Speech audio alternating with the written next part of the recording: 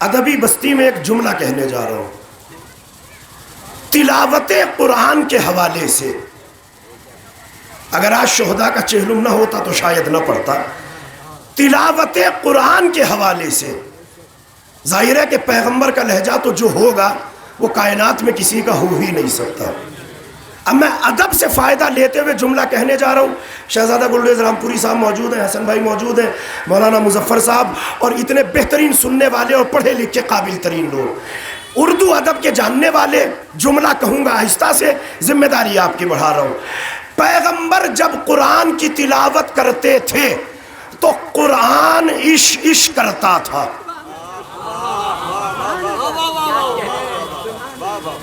ہماری اردو زبان میں یہ لفظ بس وہیں پر استعمال ہوتا ہے جہاں کوئی تعریف نہ کر سکتا. پیغمبر جب قرآن کی تلاوت فرماتے تھے تو قرآن سبحان اللہ کہتا تھا. یہ پیغمبر کی تلاوت کا انداز تھا. اور امیر المومنین کے بارے میں کہوں تو کیا کہوں, ایک رکام میں قدم گیا دوسری جانے تک پورا قرآن ختم ہو جاتا تھا. دیکھیے قرآن کو تیز پڑھنا کمال نہیں ہے. تیز تو دنیا میں کوئی پڑھ سکتا ہے, ایک ایک رات میں پورا قرآن لوگ ختم کر لیتے ہیں, لیکن اس کا کوئی فائدہ نہیں ہے. علی ایک رکعت سے دوسری تک جانے میں پورا قرآن پڑھ لیتے تھے. تو کیا تیز پڑھتے تھے؟ تیز نہیں پڑھتے تھے, وقت کی رکابوں کو روک لیتے تھے.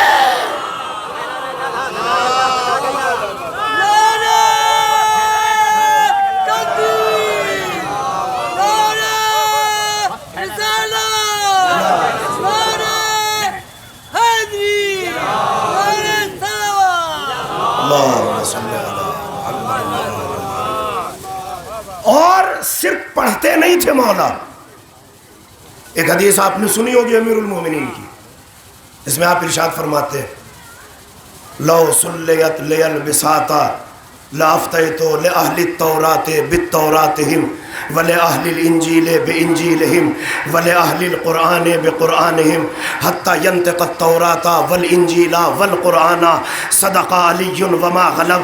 امیر المومنین فرماتے تھے کہ اگر میرے لیے ایک بساط بچھا دی جائے اور میں مسند قضاوت پر بیٹھ جاؤں تو توریت والوں کو توریت سے, انجیل والوں کو انجیل سے, اور قرآن والوں کو قرآن سے فتویٰ دوں گا.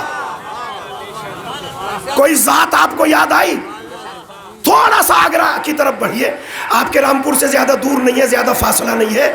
آگرے کی سرزمین پر آگرے کی پہچان شہید ثالث قاضی نور اللہ شوستری, نام سنا ہوگا آپ نے, زیارت کو بھی گئے ہوں گے آپ. اب بات آئی ہے تو ایک جملہ عرض کیے دے رہا ہوں.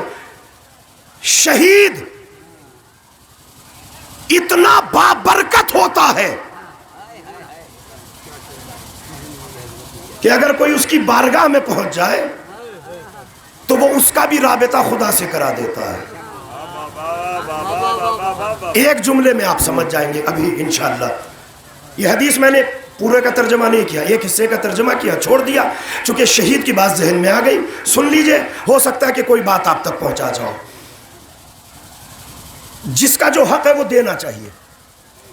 ہندوستان کے اتہاس میں سب پڑھے لکھے لوگ موجود ہیں, پڑھا ہوگا آپ نے بھی, اکبر اکلوتا بادشاہ گزرا ہے جس کی حکومت میں ہر مذہب نے آرام کی سانس لی ہے. یہ اتہاس ہے, اسے کوئی جھٹلا نہیں سکتا. اور یہ مغلوں کا لکھوایا ہوا نہیں, یہ مغلوں کے بعد کا لکھا ہوا ہے. کوئی مسلک اکبر کی حکومت میں پریشان نہ تھا, لیکن اکبر چونکہ خود مسلمان تھا, مسلمانوں میں الگ الگ فرقے تھے, مسئلے دربار میں آتے تھے, علماء اپنے اعتبار سے فتویٰ دیتے تھے, سامنے والا مطمئن نہیں ہوتا تھا, یہ بے چین ہوتا تھا. اس نے کہا ایسا قاضی القضات لایا جائے کہ جو ہر مسلک کے اعتبار سے فتویٰ دے. اللہ اکبر, پوری مجلس میں نے پڑھ دی, شاید آپ نے توجہ نہیں کی. ایسا قاضی القضات, آسان لفظوں میں کہوں چیف جسٹس آف انڈیا, ایسا لایا جائے جو ہر مسلک کے اعتبار سے فتویٰ دے. تو اکبر کی رہنمائی کی گئی کہ آپ ایران جائیے اور ایران میں اس طرح کا عالم آپ کو مل جائے گا جو اس عہدے کے لائق ہوگا۔ اکبر ایران پہنچا، شاہ ایران سے بات ہوئی تو انہوں نے کہا علماء تو ہیں لیکن آپ کو لے جانا ہوگا۔ انہوں نے کہا نہیں میں لے جاؤں گا۔ تو قاضی صاحب تک بات پہنچی، اس وقت تک قاضی نہیں تھے آپ، نور اللہ شوستری، شوستر آپ کا وطن تھا، نور اللہ آپ کا نام تھا، اور آپ کا تعلق بھی امام زین العابدین کی نسل سے ہے، حسینی سادات ہیں۔ شجرہ دیکھیے گا مزار مقدس پہ لگا ہوا ہے، حسین اصغر کی نسل سے آپ کا تعلق ہے، چوتھے امام تک منتہی ہوتے ہیں جا کے۔ تو آپ کو بلایا گیا دربار میں، آپ پہنچے۔ اکبر نے کہا کہ صاحب ایسا ایسا ہمارے یہاں معاملہ ہے، اور ہندوستان ایک گنگا جمنی تہذیب کا ملک ہے، تو ہم چاہتے ہیں کہ کسی کو تکلیف نہ ہو، آپ جو فیصلہ کریں وہ ہر ایک کے لیے قابل قبول ہو۔ تو جانتے ہیں قاضی صاحب نے کیا فرمایا؟ اگر حدیث آپ کے ذہن میں رہی جو میں نے ابھی پڑھی تو آپ کو اس کا لطف آ جائے گا انشاءاللہ، اور ایک ایک آدمی کا ہاتھ بھی اٹھے گا اور اپنے نظام مرجعیت کو سلام بھی کرے گا۔ قاضی صاحب نے کہا کہ سرکار میں فتوے تو دوں گا مگر میری ایک شرط ہے، اگر حنبلی آئے گا تو فقہ حنبلی سے بتاؤں گا، حنفی آئے گا تو فقہ حنفی سے بتاؤں گا، شافعی آئے گا تو فقہ شافعی سے بتاؤں گا۔ وہی جو مولا کائنات نے کہا توریت والوں کو توریت سے، انجیل والوں کو انجیل سے۔ فتویٰ دوں گا۔ اکبر خوش ہوا۔ چلتے چلتے آپ نے کہا صاحب ایک فرقہ اور بھی ہے، جعفری، انہیں ان کی فقہ سے بتاؤں گا، اور چاروں فقہ کے مسئلے بتانے کے بعد فقہ جعفری کا مسئلہ بتاؤں گا، جو عقل میں اترتا ہو وہ مان لیجئے گا۔ جانتے ہیں آگرہ کا اتہاس ہے، حکومت اہل سنت کی تھی، فقہ جعفر صادق کی چلی، قاضی نور اللہ شوستری کی وجہ سے۔ آپ ہندوستان تشریف لائے، آ گئے ہندوستان میں اپنے امور انجام دینا شروع کیا۔ اب ظاہر ہے کہ جب آدمی کام کرنے لگتا ہے تو اکبر کے 9 رتنوں میں ایک قاضی نور اللہ شوستری اور ملا دو پیادہ جو 2 مرتبہ پیدل حج کے لیے گیا تھا، اس کے دل میں قاضی صاحب کا کچھ بغض بیٹھا کہ باہر کا آیا اور سب سے اوپر یہ چلا گیا، چیف جسٹس آف انڈیا بن گیا، تو ہماری تو کوئی وقت رہی نہیں۔ اس دوران اکبر کا انتقال ہو گیا۔ ایک کتاب لکھی تھی، کتاب کا نام ذہن میں رکھیے گا، نہج الحق و کشف الیقین، یہ علامہ ہلی کی کتاب تھی جو آپ نے فتنہ وہابیت کی رد میں لکھی تھی، بہت عالی شان کتاب، اور لگ بھگ 400 سال تک اس کتاب کا جواب نہیں لایا گیا۔ 400 سال کے بعد پھر اس کتاب کا ایک جواب لکھا گیا، ان کے بقول جو اس زمانے میں قاضی صاحب موجود تھے، وہ کتاب منظر عام پہ آئی، اس میں انہوں نے لکھا ابطال الباطل، باطل کو باطل کرنے والی کتاب۔ ادھر وہ کتاب مارکیٹ میں آئی تو قاضی صاحب نے اس کتاب کا جواب لکھا، احقاق الحق، نام ذہن میں رکھیے گا، کتاب کیا نام ہے؟ احقاق الحق۔ کتاب آپ نے لکھنا شروع کی۔ اب جن کے دلوں میں قاضی صاحب کی جلن تھی وہ بے چین ہوئے۔ بہت توجہ سے سنیے گا، آپ کا نظام مرجعیت آپ تک پہنچا رہا ہوں، شاید میں پہنچانے میں کامیاب ہو جاؤں۔ جیسے جیسے کتاب مکمل ہونے لگی، ان لوگوں کو پتا چلا کہ اس کتاب کا جواب لکھا جا رہا ہے، تو انہوں نے جہانگیر کے کان بھرنا شروع کیے۔ یہ کچے کان کا تھا، پھر بھی اس نے ایک اچھا کام کیا، اس نے کہا جب تک ثبوت نہیں آئے گا سزا نہیں دی جا سکتی۔ تو ایک طالب علم کو شیعہ بنا کے قاضی صاحب کے یہاں بھیج دیا گیا۔ اب وہ دن مہینے رہا، اس نے کتاب کے کچھ نسخے چرائے اور جا کے دربار میں پیش کر دیے۔ دربار سے حکم دے دیا گیا کہ انہیں تختہ دار پہ 1 ہفتے کے بعد چڑھا دیا جائے، 1 ہفتے تک قید خانے میں رکھا جائے۔ اب جہاں قاضی صاحب سے جلنے والے تھے وہاں علم کو جھکنے والے بھی تھے۔ 2-4 لوگ بادشاہ کے پاس گئے، انہوں نے کہا سرکار اگر اجازت ہو تو ہم قاضی صاحب سے ملنا چاہتے ہیں۔ بادشاہ نے اجازت دی، جاؤ جا کے مل لو۔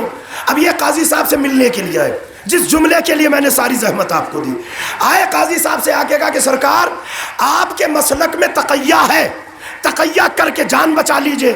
اور صرف مسلک کی بات کیا، قرآن کی آیت ہے، قرآنی عمل ہے، تو تقیہ کر لیجئے، جان بچا لیجئے. اگر جان بچ جائے گی تو 100 کتابیں لکھ ڈالیے گا، مگر جان بچا لیجئے. جانتے قاضی صاحب نے کیا کہا کہ جب ولایت علی کا معاملہ آ جائے علماء پہ تقیہ حرام ہے.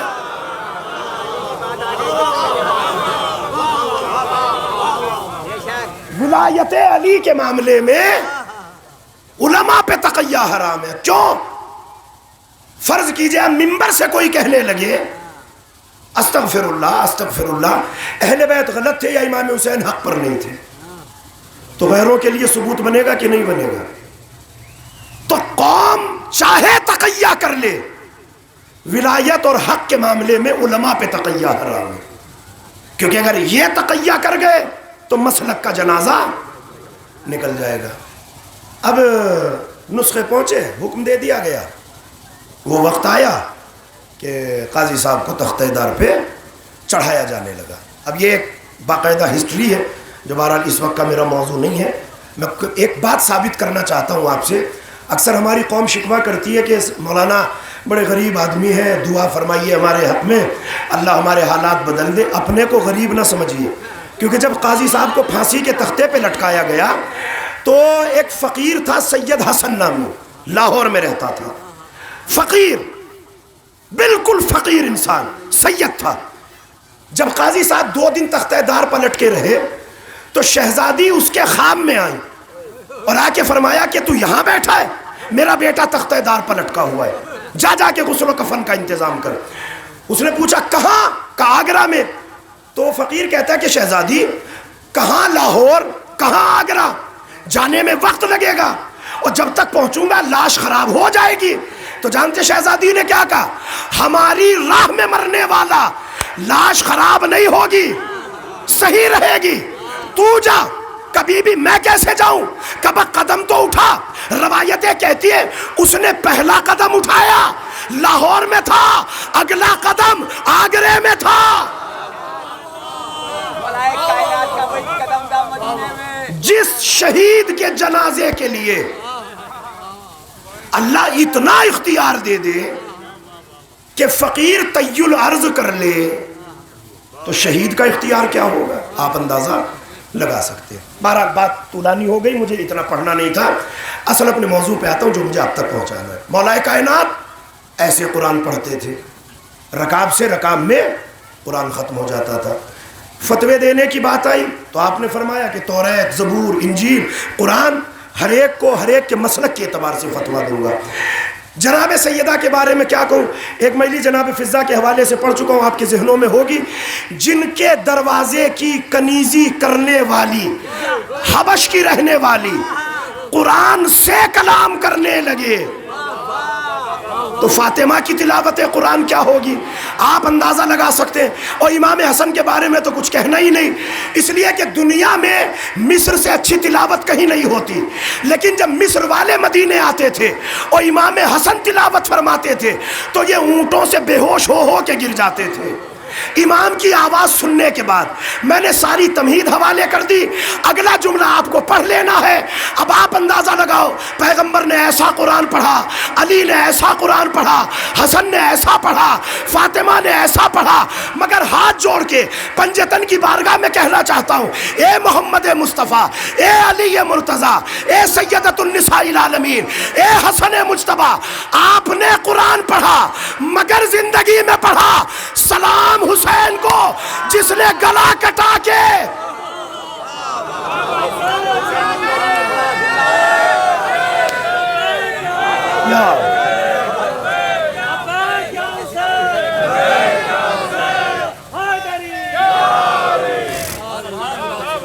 مل جل کے سلوات دیجیے عظمت اللہ.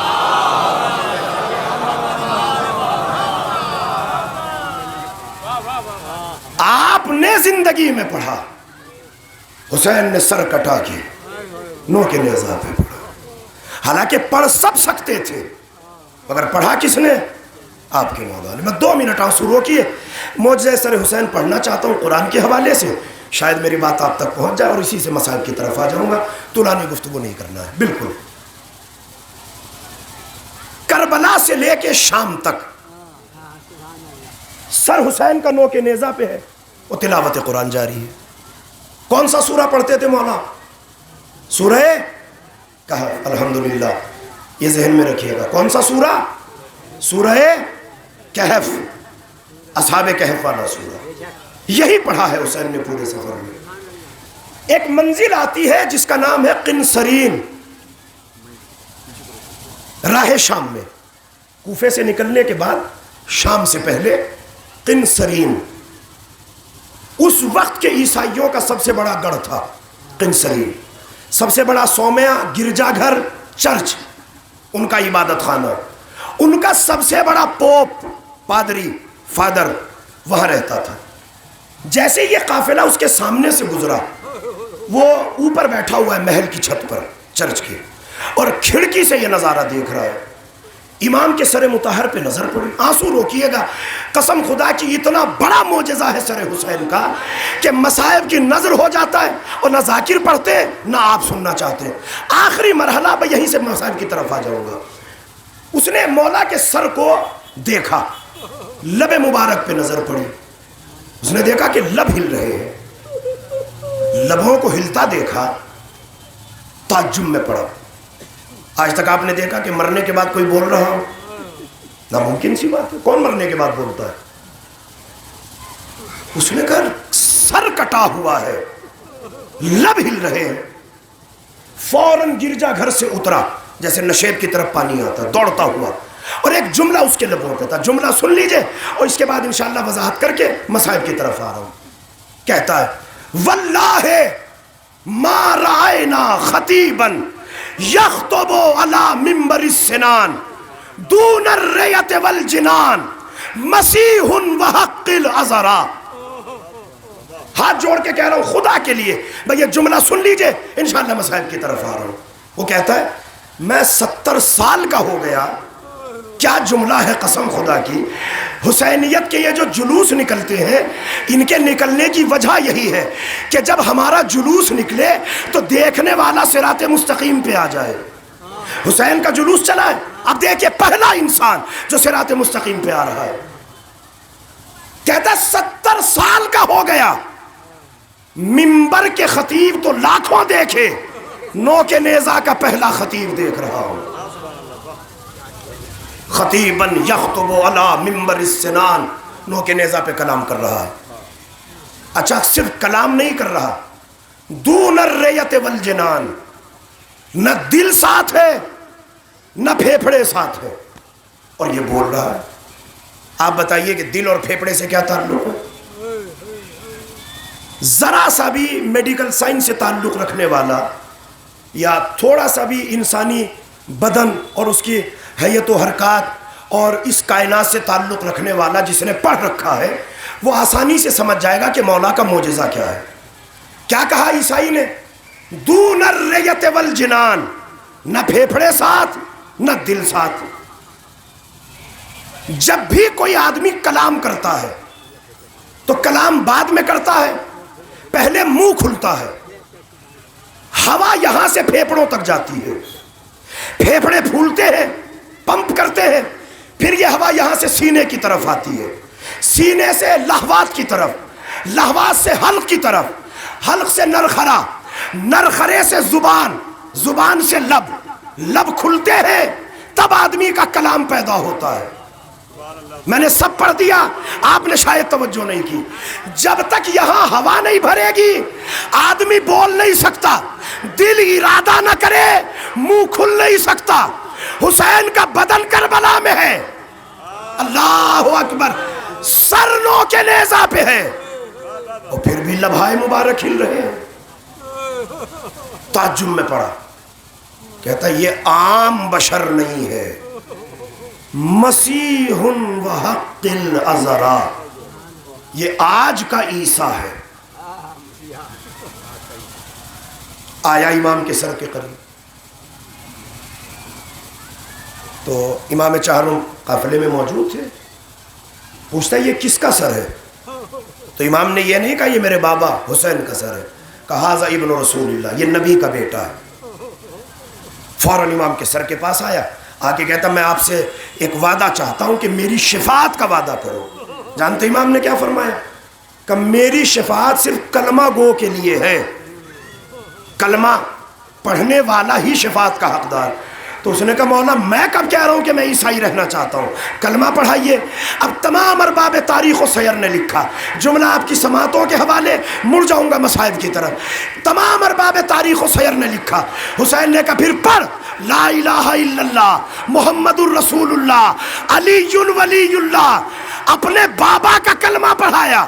اور اب جب یہ مسلمان ہوا، بازار قنسرین میں آتا تھا، لوگ باہیں پھیلا کے بڑھتے تھے، ہمارا نو مسلم بھائی آ گیا، نو مسلم بھائی آ گیا، تو یہ سینے پہ ٹکر مارتا تھا کہ دور ہٹو، میں تم جیسا مسلمان نہیں، میں حسینی مسلمان ہوں،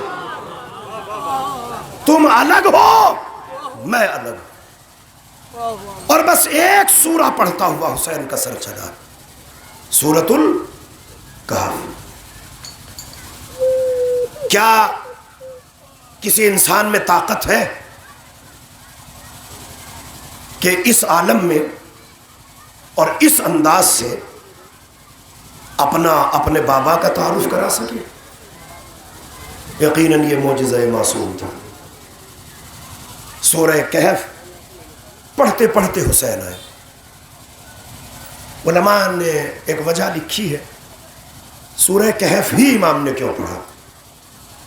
اس کی وجہ فرماتے ہیں کہ جس سورے کے جتنے آیتوں کی تعداد ہے اور جس معصوم کے نام کے اتنے عدد ہے، وہ سورہ اس معصوم کے نام سے منسوب ہے۔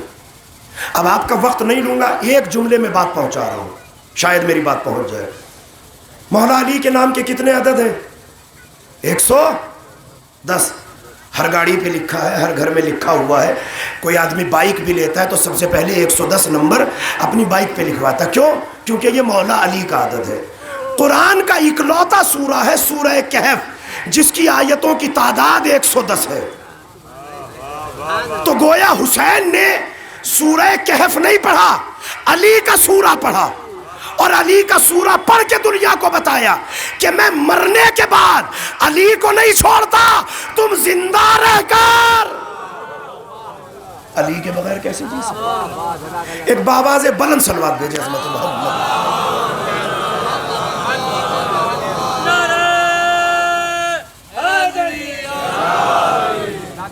بات تمام ہو گئی، وقت لگ بھگ ختم ہو گیا۔ ابھی تابوت کی زیارت آپ کریں گے اور مسلسل مصروف ازاں ہیں، رات مجلس کی، رات بھر شب بیداری ہوئی، صبح سے آپ کا جلوس نکلا، اتنی دور سے چلتے چلتے یہاں تک آئے، لیکن جب آپ یہاں پہنچے تو آپ کے لیے بیٹھنے کا انتظام تھا۔ حالانکہ رات بارش ہو چکی تھی، میں جس وقت اترا ہوں اس وقت بھی صبح 5 سوا 5 بجے کے آس پاس بارش اچھی ہو رہی تھی، پانی بھرا ہوا تھا آپ کے شہر میں، شامیانے بھیگ چکے تھے، گر چکے تھے، لیکن انتظامیہ نے، خدا ان کے جذبوں کو سلامت رکھے، انہوں نے بر وقت آ کے یہ اہتمام آپ کے لیے دوبارہ سے فرمایا، تاکہ مولا کے عزادار جب اتنا لمبا جلوس کر کے آئیں تو انہیں بیٹھنے کی آرام دہ جگہ ملے۔ کتنا آپ کے لیے آسان تھا آج 2022 میں امام کے 40 کے روز کہ اگر بارش بھی ہو گئی تو بیٹھنے کا اہتمام کر دیا۔ ایک قافلہ کربلا سے بھی تو چلا تھا، کیا کہیں بیٹھنے کے لیے سایہ ملا؟ عجب انداز سے وہ قافلہ چل رہا۔ روز 40 ہے، روایت ہے اہل تشیع میں کہ آج شہزادی کا کربلا آنا پڑھا جاتا ہے۔ آپ بھی کربلا آئے، خدا آنے والوں کو سلامت رکھے۔ جس جذبے کے تحت آپ لوگ یہاں تک پہنچے، پروردگار اس جذبے کو سلامت رکھے۔ نہ آپ نے تھکن کی پرواہ کی، نہ آپ نے موسم کی پرواہ کی۔ روزانہ بچوں کا خیال کرنے والے والدین نہ آج بچوں کی طرف متوجہ ہوئے، بچوں کو جلوس کے حوالے کر دیا، خود ماتم میں مصروف ہو گئے۔ کوئی فرش عزا پہ آ کے بیٹھ گیا، بچے نے کھایا کہ نہیں کھایا، پیا کہ نہیں پیا، بچے کو بھوک لگی ہے کہ نہیں لگی، کسی کو کوئی تصور تو نہیں ہے۔ کیوں تصور نہیں ہے؟ اس لیے کہ آپ سوچ رہے ہیں کہ کسی نہ کسی دکان پہ بچہ جائے گا، کچھ نہ کچھ لے کے کھا لے گا، لیکن ذرا اس قافلے پہ غور کیجئے جس میں 4 سال کی معصومہ ہے، جہاں نہ کوئی پانی پلانے والا ہے، نہ کوئی کھانا کھلانے والا۔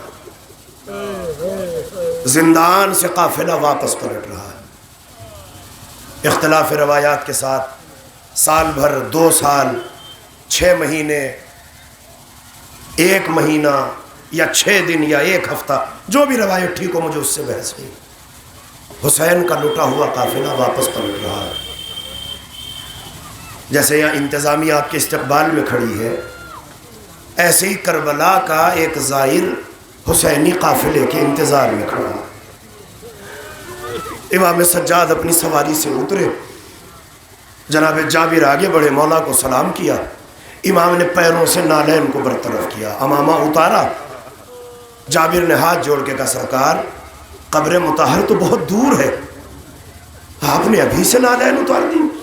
بہلا نے رو کے فرمایا جابر تم نہیں دیکھتے، میں دیکھ رہا ہوں اسی زمین میں کہیں حبیب کا خون ہے، کہیں سعید کا خون ہے، کہیں اکبر کا خون ہے، کہیں میرے چچا کا خون ہے، میں نہیں چاہتا شہداء کے خون کی بے حرمتی۔ اس لیے امام کی حدیث ہے، چوتھے امام سے روایت ہے کہ جب کوئی کربلا جائے تو 2 چیزوں کا خاص خیال رکھے، کربلا میں جوتے پہن کے قدم نہ رکھے، کیونکہ جوتا پہنیں گے تو زمین کربلا پہ قدم پڑے گا، اللہ جانے کس شہید کا خون وہاں پہ گرا۔ ایک احترام۔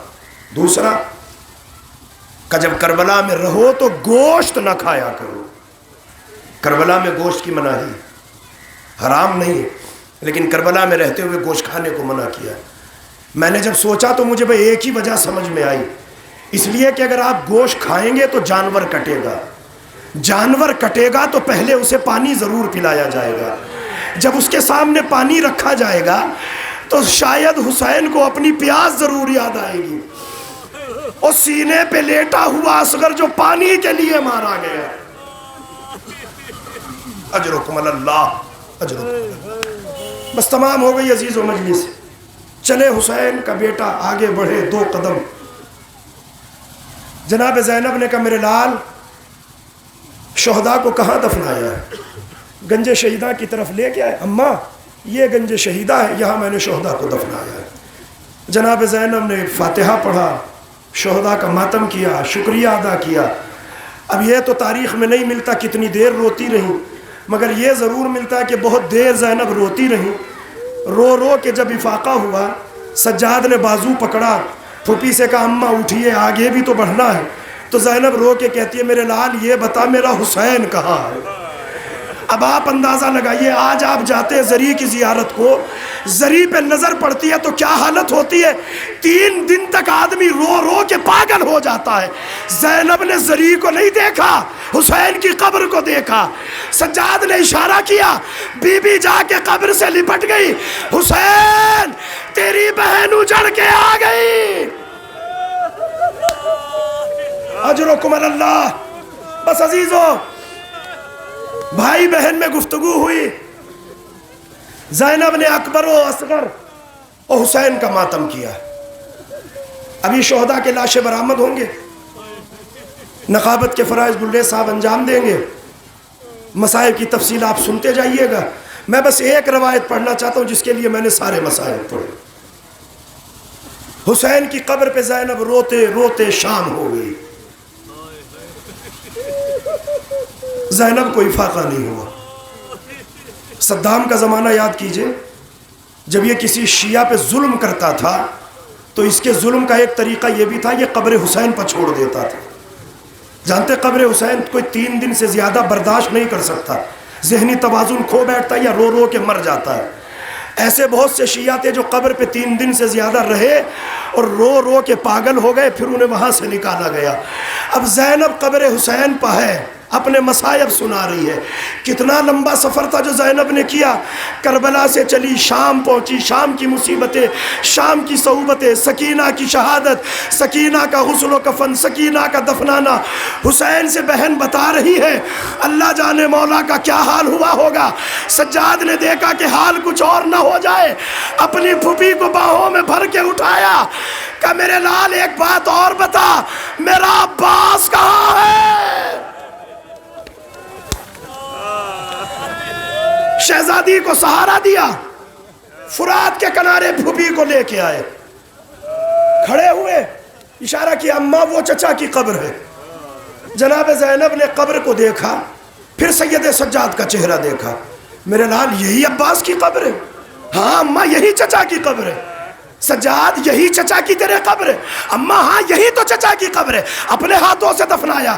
جب زینب نے بار بار پوچھا، سجاد نے رو کے کہا اماں بار بار کیوں پوچھ رہی ہو؟ کیا میرے بتانے پر شک ہے؟ کہ نہیں میرے لال تو وقت کا امام ہے، مگر ایک سوال ذہن میں آتا ہے. میرا عباس طویل القامت تھا، یہ کسی بچے کی قبر ہے، صحیح بتا یہ عباس کی قبر ہے؟ سجاد نے سر و سینہ پیٹا. اماں جب میرا بابا مدد کو پہنچا، فوج اشقیاء تلواریں لے کے پہنچی، عباس کا لاشا اتنے ٹکڑوں میں بٹا اٹھانے کے لائق نہ بچا. اسی لیے بچے